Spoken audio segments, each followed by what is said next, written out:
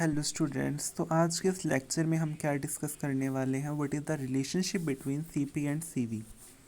सो CP हमारा क्या होता था, heat capacity at constant pressure, और सीवी क्या होता था, heat capacity at constant volume. So we know very well what is the relationship between them. Very common relationship, CP minus CV is equals to R. So आज हम इसी relationship को derive करने वाले हैं।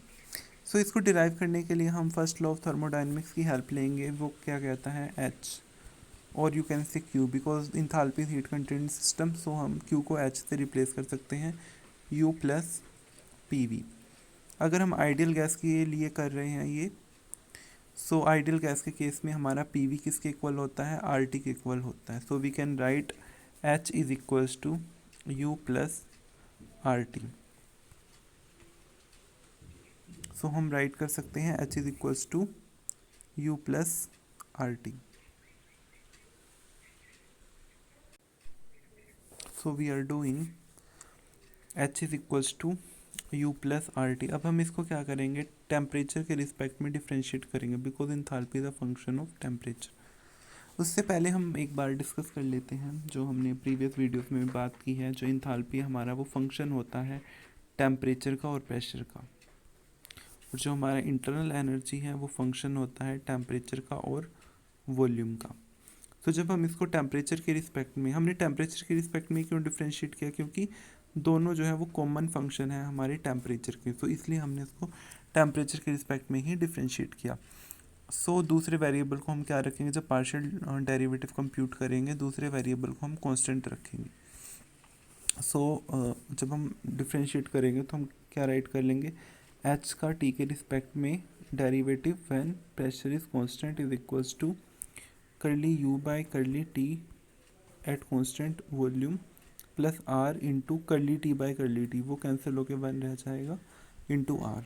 सो हम यहाँ पे पहुँच गए हैं। तो स्टूडेंट्स, अभी हमने डिस्कस किया what is the value of C P, what is the value of C V. So curly H by curly T when pressure is our constant, वो किसके इक्वल होता है, हमारा सी पी के इक्वल होता है। सो हम इसको सी पी लिख सकते हैं इस टर्म को। I will explain it. इस टर्म को हम सी पी लिख सकते हैं। सो नेक्स्ट टर्म क्या हमारी, curly U by curly T at constant volume. So curly U by curly T when volume is constant, that is our C V, that is, this is our C P, this is our C we.